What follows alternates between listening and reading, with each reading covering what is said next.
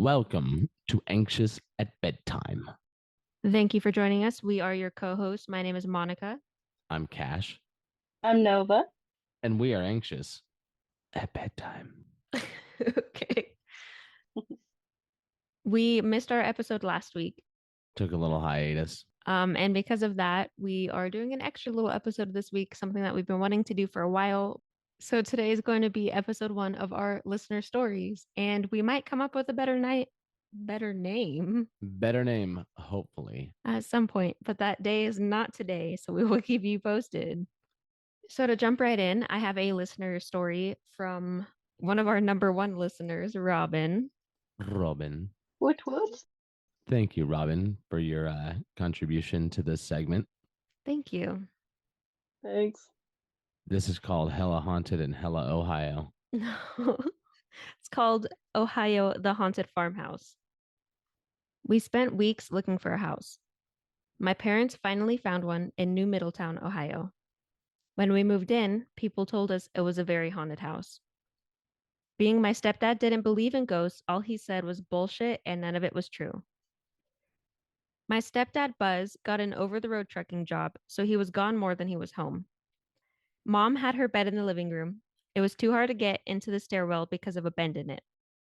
So one night, my mom, my 3-year-old little sister, and myself were watching TV. I was lying on the floor, and my mom screamed and told me to lay in the bed and look at the ceiling and tell her what I saw when I did. To my surprise, there was an old man's face looking down at me, freaking me out. After that, I couldn't fall asleep that night. That's terrifying. For real. Was it an actual old guy? Like, it's a new house. Was the guy like, sup, guys, I'm watching you? It's a new to them house. So yeah, I think so. Like, it was like the landlord, Maybe. like looking down. Maybe he was like bored and because they were watching TV. So he just wanted to see what was on the television. He was like, I can't afford one of those. Let me see what you got on the programs. But no, wanting to watch the TV or not, you guys know where I stand with people watching you, like in bed and stuff. It's weird. You gotta ask, please, and pay the fees. That is not my stance, but okay, back to the story. After that, I couldn't fall asleep that night. We could hear footsteps at night. You could hear them every night without fail, always around 12 a.m. to 2 a.m. Now that's interesting to me because it stops right before the witching hour. For real though. Why did it stop before the witching hour? Yeah, I don't know. You'd think because that's the time that everyone says the veil is thinnest. And so that's when all the creepy stuff happens. You'd think it would continue into it. So maybe really it was the landlord just watching. No. I don't think the landlord could pop his face through the floor or the ceiling. And he's like, fuck, it's almost 2. I gotta get to my real job here soon. You may know me from my other job. You're ridiculous. That's some next level frogging right there. No, but I don't know. That is really creepy to me. Yeah, I don't know what the fuck I'd do if I just looked up and saw a face staring back at me from the ceiling. Fuck that. Right? And then Robin says she couldn't fall back to sleep. Like, yeah, I wouldn't be able to either. Yeah. It blows my mind when you hear stories and people are like, and I fell back to sleep. No. Ow. Well, with God, anything's possible, so jot that down. I just feel like that's a very specific time frame. It's weird. For real though. Hopefully it means it was something that was not bad. Or it was like a newly passed over ghost that had like restrictions. They're like, hey, at 2 a.m., dude, you're a timid little fella. You gotta go to bed. Something. He's It's like, not allowed "Damn it." out during the scariest part. Yeah, I like that better. He was on parole, probation. Ghost wasn't probation. Allowed. Yeah. I wonder what you'd have to do to get on ghost probation. Probably let a lot of people see you. No. They're like, you son of a bitch, you're on probation. Well, I think that depends on what you think your duty is in the afterlife. Are you supposed to scare and haunt people, or are you supposed to just blend in and do your thing? Yes. Depends on what show you watch. That's a good point. Okay, back to the story. I got used to it. It didn't bother me anymore. Hold on. No, I can't. I can't. Robin made a friend. Yeah. I feel bad for saying like one sentence and then talking again and again and again, but Good on you, Robin. yeah, good on you. But I like that because that proves Cash's point. that anybody could get used to a haunted house. I'm saying. Yeah. Buzz would say we were crazy and it was all in our heads. Months later, it was a really cold night. It was freezing. I was covered and snuggled in my blankets. I was woken up to the sound of coal being shoveled into our coal furnace in the basement. It had even woken up my mom. I thought my mom did it, and she thought I did. You could hear footsteps walking up the basement stairs. Then you could hear the basement door being closed and locked. You could hear footsteps coming up the stairs to where our bedrooms were. My mom called out to me, asking if that was me. I responded, "No, I thought that was you." I got my metal bat and went all the way down to the basement and checked the furnace. Okay, read that last part again without laughing. No, I think that's so badass that she's like, so I grabbed my metal bat. I'm going to go handle this ghost myself. Oh God, though. She's like, Mom, Pops, you're a couple of pussies. I'm gonna handle this. Fucking noobs. At least the ghost was taking care of them, though. They're like, "Oh shit, y'all cold? I got you." Right? Yeah, it sounds like a pretty nice ghost. So maybe it's not on probation. Maybe he's just caring. Robin says you could tell fresh coal was shoveled into the furnace. It was full. I never felt that we were in danger. And then she sent a follow-up email that says, "P.S. We were told the elderly man that used to live in the house was burning leaves and it got out of control. He tried to take the propane tank off his RV and didn't turn the tank off first. He blew himself up, and it's his spirit in the house. Those that knew him said he was a sweet man."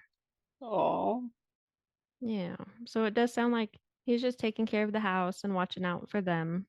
That sounds very sweet. that's so sweet. It was the landlord. He's like, "The fuck are you doing in my house, dog? What are you doing here? Let me make sure you're warm. It's fucking freezing in here. What are you guys doing? Turn this shit up." Okay, now Robin did send a second story. Let me open that up. This one is called Virginia Beach, Virginia. My earliest memory of the supernatural, I was in the second grade.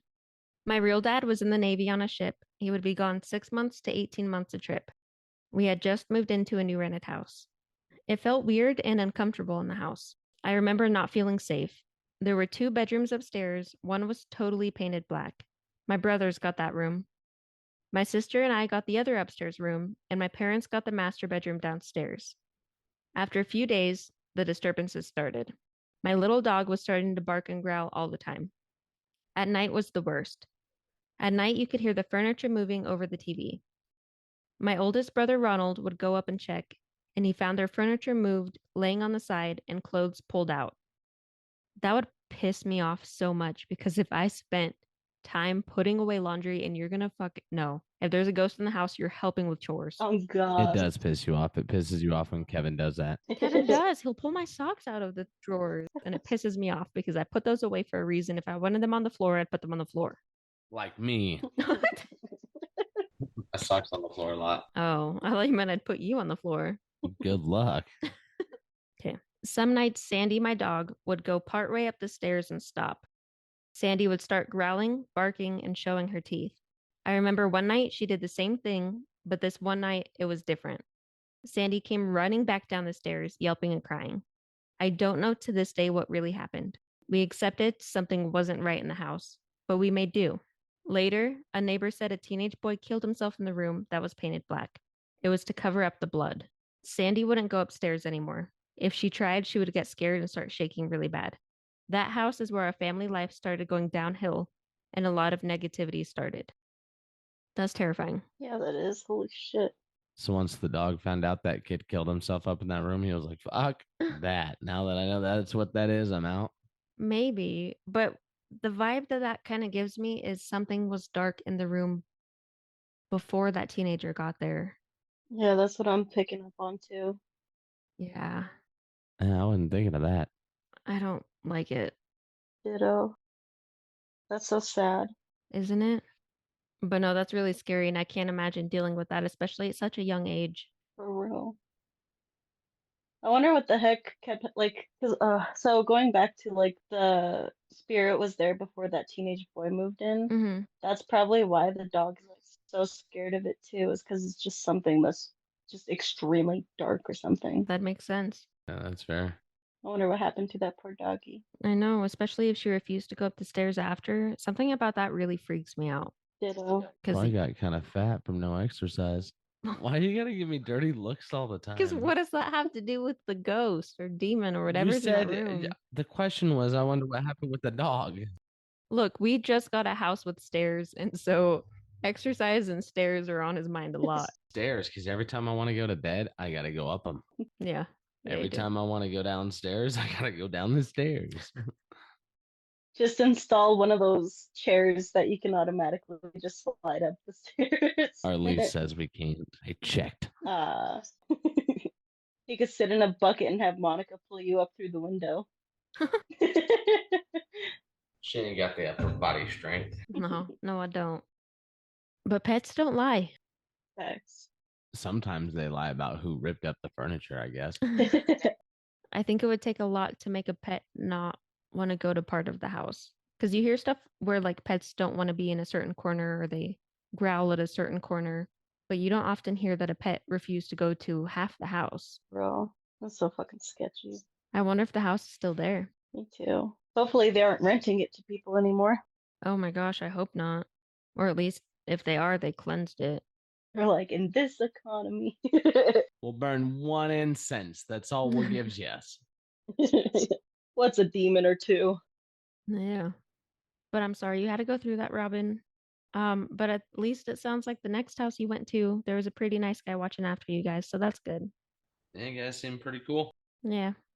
That's a lot of paranormal activity for such a young age, though. Holy cow. Bro. Okay, I'm going to read another one sent to us by an anonymous listener. One summer, about 9 years ago, my mom, siblings, and her boyfriend moved into my grandma's house. I lived there too, and my boyfriend at the time would come spend a few days with me since it was summer. One day, my grandma left for town. We lived in the woods, so it was about a half an hour drive just to get there, and my mom and her boyfriend had taken the kids somewhere. It was just my boyfriend and I at the house. We were taking a shower when we started hearing this knocking sound. The wall we heard it from was connected to my grandma's room. The other side of it was her closet, which was jam-packed with clothes and boxes and such. Being we were home alone, we got a little creeped out, turned the shower off, and started getting dressed. The knocking was still happening every so often. We opened the bathroom door and the knocking stopped for a little bit. I tried calling my grandma, but she didn't answer.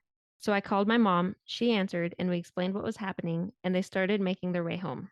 Waiting for them to arrive, we were watching my grandma's bedroom door. That's when we noticed a shadow moving around.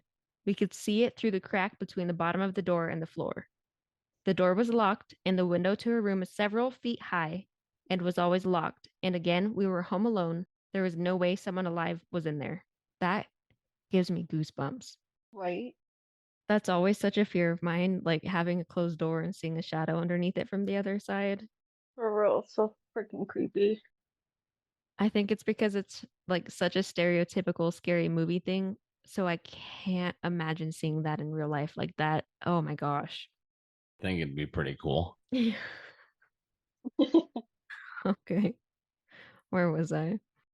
Then, whatever it was, started pounding very aggressively on the door, freaking us both out so bad we debated waiting outside until someone got home. We decided to sit in the living room instead, and shortly after everyone got home, we told them what happened. We were so shaken up and scared. My grandma unlocked and opened her door. There was nobody in there, and her window was still closed and locked. We looked in the backyard under her window, no footprints or anything in the mud. I still don't know who or what it was to this day, but it felt very dark. At night, also, while my mom lived there, all of us would have sleepovers in the living room. After the kids and my mom and her boyfriend fell asleep, me and my boyfriend would still be awake, talking or watching a show on my phone, when we'd see movement in the corner of our eye in the dining room. So many nights, we saw this very tall, pitch black shadow figure just pacing back and forth in the dining room. We could even hear feet shuffling noises. It felt like the same energy that caused chaos in my grandma's room. It creeped us out so bad, we'd face the other way and try our best to ignore it, but I'd still feel its heavy presence, just walking back and forth.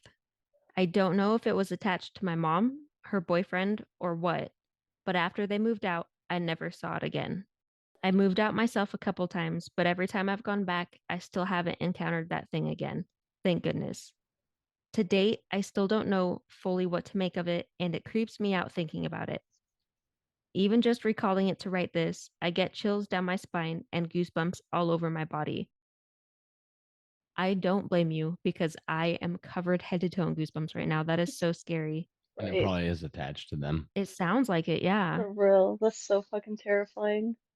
I think another layer to it being so scary is the fact that it started pounding. Like it started out just knocking and then it pounded. Like it was, The police. no, like it was like communicating with the listener, like reacting to it. For real, that's so fucking freaky. Yeah, I don't know what else to say, but that's so scary. I mean, to each his own. Some people might, some people just need a friend. I just can't believe that the author would just roll over and go back to sleep. See, so many people see something scary and just go to sleep. I can't comprehend it. Sometimes that's all you can do. I guess what else are you gonna do? But I don't know. I mean, I'd be like, well, there ain't shit I can do. I'm going to sleep. I got shit to do tomorrow. I'm tired. Yeah, we know your stance. I can't imagine it. I would go to a different room, turn on all the lights. That's some spooky shit. That is some spooky shit. Hopefully, whoever it was attached to, though, it's not with them anymore. Yeah, hopefully not. I'm sorry to the author and your boyfriend and everybody else, including the kids that were there too, that you guys had experienced that because that is really scary. I would like to know if, since the knocking happened from the grandma's room, if the grandma has ever experienced anything weird in there. Right? Me too. Or, hold on, if the ghost was attached to the mom that was staying in the house, but not the grandma, why was the ghost locked in grandma's room? The mom was like, leave me the fuck alone, ghosty. And locked her in that room. Right. And then I have two more stories from another listener named Martha. One morning on August 2nd, I went to my work at 8 in the morning to go see my client named Ken. Ken was dying, but when he heard my voice, he kind of tried to open his eyes a little bit, but didn't say anything. That's sweet. So I felt really sad that I didn't get to talk to Ken one last time, before I left. They sent me home early that day because there's really nothing for me to do there, unfortunately. So when I went to pick up my check from my other job after leaving Ken's house that morning, and right on the same street where I was supposed to turn, I noticed there was a little boy and it looked like he was crying. I questioned myself and I was like, I don't know if I should stop because, stranger danger. But the little boy kept staring at me. Then all of a sudden, he put his thumb out. And so I stopped and rolled down my window and I asked what's wrong. He looked at me all sad and said, well, I was playing with black obsidian and I threw it and it cut my finger. And he started crying a little.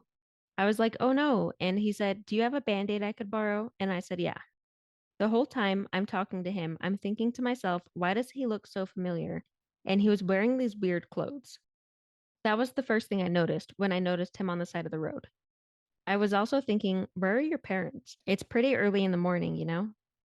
But so I said, yeah, I have a band aid. And I looked in my purse because I actually carry a little emergency kit in my purse. So I grabbed the band aid and I gave it to him. He grabbed it and he said, thank you. And I said, you're welcome. I hope that helps. And then I took off.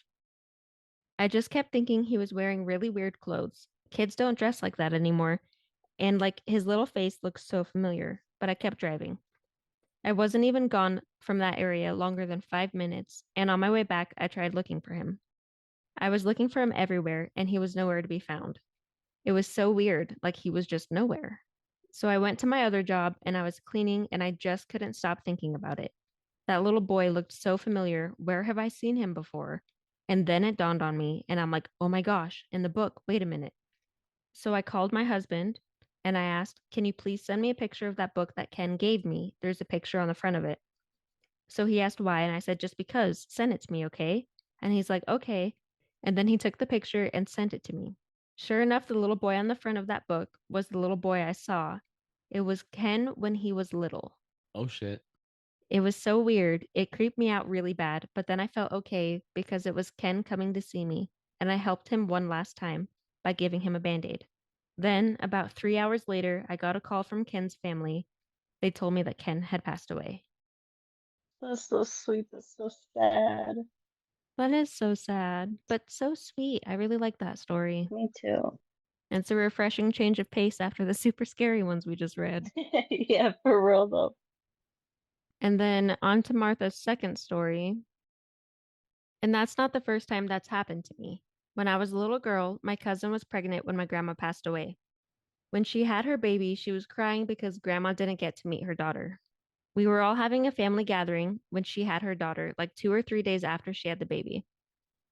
When it was time for the cousin to go home, my mom told me to help her carry her things like her diaper bag and that type of stuff out. We were walking to her car and it was raining really hard and there was a bunch of wind.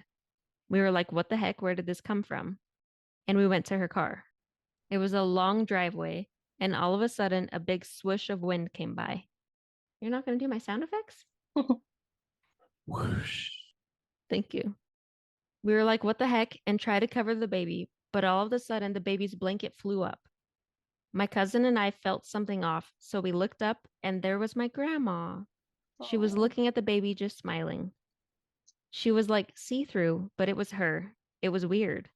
But yeah, that was the first time that had ever happened to me. That's what made me start believing in spirits and the other side. But as soon as she smiled, everything went back to normal. There was no more wind or rain. It was wild. That's so awesome. Conjured up a storm so she could see the baby. That's crazy. That is crazy. She's like, move this friggin' blanket. Let me see that baby. Yeah, oh God. Like, I will see the child. That's so cute, Then she was like, though. never mind. I'm good. I think that's so sweet, though, especially since the cousin was all upset about not being able to have grandma meet her baby. For real though. Yeah. I like those kind of stories. They're so sweet. Me too. Especially after the really scary ones. Yeah. Calm me down a little bit. Fucking tall ass shadow figures walking around. Ugh, Yeah. bitches scaring dogs. Yeah. Don't scare dogs. Yeah, it's not cool, guys. And then, since we're doing scary stories, unfortunately, it's going to mess with the flow of scary stuff to happy stuff. But Cash and I recently had some scary stuff happen to us, actually. I wouldn't say scary. I would say scary. Do tell. So, we have recently moved, and that's why we missed an episode last week. But we had experienced basically no paranormal activity in our last house until we started packing. And then, It's like we had a haunted passenger and didn't want us to fucking go. yeah, things got weird. Stop hiding my shit. Constantly hiding stuff. Like you would set something down, look up, and then look back down at what you set down, and it was gone. Like it was wild. That pissed me off so bad. Yeah, holy cow. I've never looked for tape so hard in my life. Yeah, and we had like a billion rolls of tape, and it was just going away, disappearing. And then when we were loading up the U-Haul, I kept getting hurt for dumb reasons, like boxes twisting my arm weird and dropping our grill on myself. She would walk and her head would just spin around 360 degrees for no fucking reason. Yeah, it was I crazy. was like, what are you doing? And she's like, I don't know. And I was like, this is fucking awkward. Did she vomit No. green? No, that didn't happen, but I did keep getting hurt and it was crazy. And it was like I was getting hurt like I had like 5 injuries in 5 minutes, like back to back to back. Oh my gosh, I was so over it. She was standing by herself and she's like, why is my ankle giving out? Yeah. And then she'd start teetering, and then her left wrist, while her right ankle went out, her left wrist was like twisting. And she's like, that's not normal. Why is this doing this? And then her head would rotate. She's like, Stop telling no, lies. no. And then her left knee just said, and all at once. And she's like, what is going on? And she looked like she was trying to contort her whole body into a box. There was no box. That's They how were it all felt. full.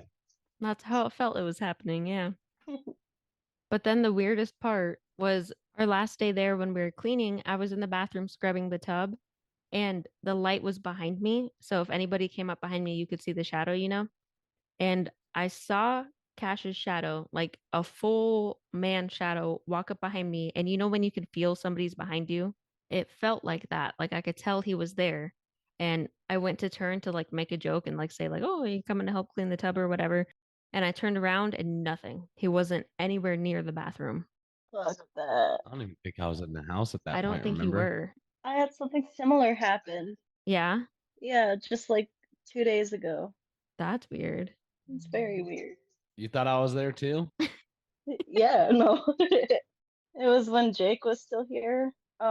He had gone outside to like smoke, and I was in the kitchen doing stuff. And then I could have sworn I like heard him like start walking into the kitchen, and like it sounded close, felt like it was getting close, and then I turned around and there was just nothing there. That's so weird. Right? That's so insane. But other than me getting hurt a lot and a ghost trying to help me clean, nothing really crazy happened there. No, it kept taking my goddamn tape, pissing me off. Oh, yeah. And that trying Or to the steal stuff. drill? How the fuck did that thing disappear 8 times? Yeah, that was the one that really got to me. Holy cow. Especially because the house was completely empty and we kept losing the drill. I didn't lose shit. That thing was taking my drill. Yeah, we definitely had a roommate there, I think, that didn't want us to go. But that's everything I have for this episode. Thank you for joining us. Thank you. We have a TikTok and an Instagram. Both are anxious at bedtime. Anxious at bedtime.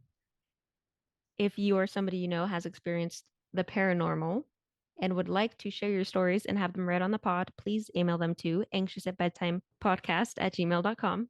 Anxious at bedtime podcast@gmail.com.